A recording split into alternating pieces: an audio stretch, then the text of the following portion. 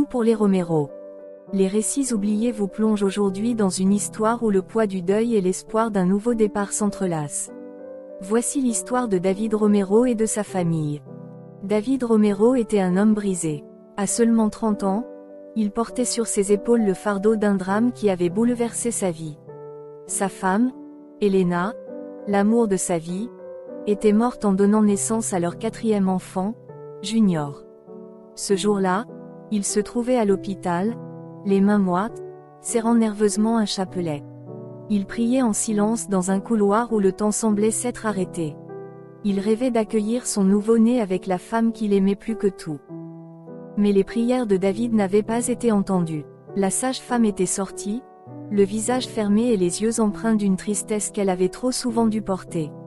En quelques mots, elle avait brisé son univers. « Nous avons sauvé le bébé, mais nous n'avons pas pu sauver votre femme. » Un silence lourd s'était abattu. David s'était effondré. Le chapelet qu'il tenait avait glissé de ses mains tremblantes pour tomber au sol. Quand on lui tendit son fils, un minuscule être emmailloté dans une couverture blanche, il n'arrivait pas à le regarder. Ce bébé, si pur, si fragile, était à la fois une bénédiction et un rappel cruel de ce qu'il venait de perdre à jamais. Les semaines qui suivirent furent un tourbillon de douleur et de solitude. David devait affronter cette nouvelle réalité, élever seul ses 4 enfants. Janietta, l'aînée de 10 ans, tentait de masquer son chagrin en prenant un rôle de petite maman, mais sous son masque de bravoure, elle souffrait profondément. Noël, 8 ans, cherchait refuge dans les jeux vidéo, s'enfermant dans un monde virtuel où le chagrin ne pouvait l'atteindre.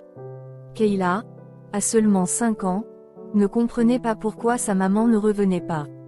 Chaque soir, elle demandait « Papa, quand est-ce que maman rentre ?»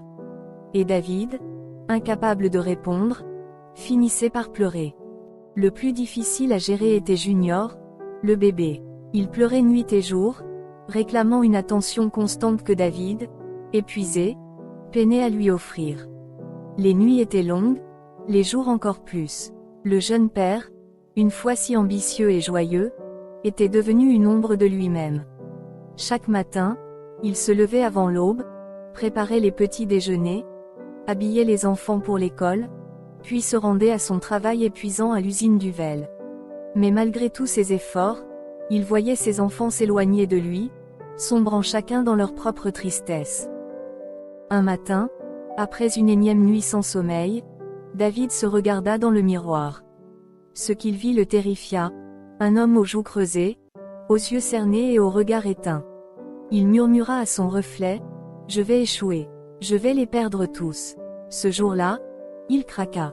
Assis sur le sol de la cuisine, entouré des débris d'un bol de céréales renversé, il éclata en sanglots. Il se sentait brisé, impuissant, submergé par la responsabilité écrasante qui pesait sur lui. Il comprit alors qu'il avait besoin d'aide. Mais demander de l'aide signifiait admettre qu'il ne pouvait pas tout gérer seul.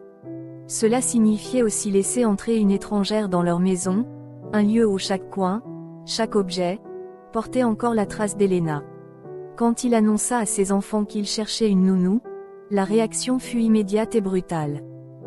Janietta explosa, « Tu veux remplacer maman. C'est ça, tu veux l'oublier. Personne ne prendra sa place, jamais. » David resta silencieux. Les mots de sa fille étaient comme une lame dans son cœur. Mais il savait qu'il n'avait pas le choix. Quelques jours plus tard, Rosianna entra dans leur vie. Elle était jeune, avec des yeux profonds et bienveillants. Dès qu'elle franchit la porte, elle sentit le poids de la méfiance qui pesait sur elle. Janietta la fixait avec défi, les bras croisés. Noël lui tournait ostensiblement le dos.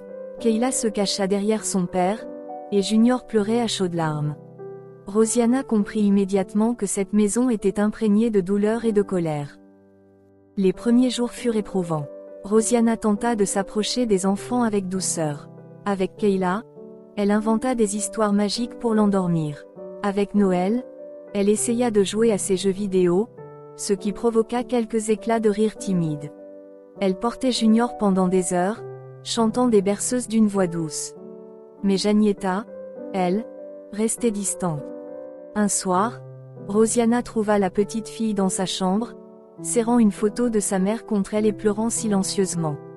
Rosiana s'assit doucement à ses côtés et murmura « Je ne suis pas là pour remplacer ta maman.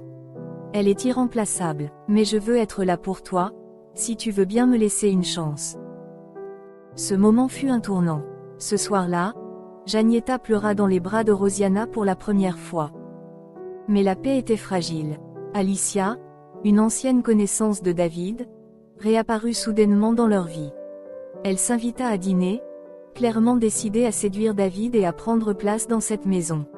Les enfants, furieux, mirent en place un plan pour la faire partir. Pendant le repas, Kayla renversa son assiette sur elle, tandis que Noël lâcha une blague humiliante. Alicia quitta la maison furieux, sous les regards amusés des enfants. La tension monta davantage lorsque le père de Rosiana fit irruption, furieux. Il exigea que sa fille rentre chez elle, déclarant « Tu n'as pas quitté ta famille pour devenir nounou.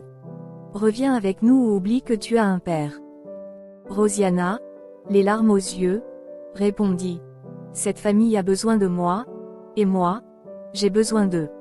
Si tu ne peux pas comprendre ça, je ne peux rien y faire. » David, témoin de cette scène, comprit à quel point Rosiana était devenue essentielle pour eux. Un soir, après une sortie en famille organisée par Rosiana pour l'anniversaire de Kayla, David se leva et déclara devant ses enfants « Rosiana, tu n'es pas seulement une nounou. Tu fais partie de cette famille. Accepterais-tu de rester à nos côtés, pour toujours ?» Les larmes aux yeux, Rosiana accepta, et les enfants se jetèrent dans ses bras. Ce fut un moment de pure émotion, un renouveau pour cette famille brisée. Les récits oubliés vous ont raconté une histoire de douleur, de résilience et d'amour. Parce que même dans les épreuves les plus sombres, il y a toujours une lumière prête à briller.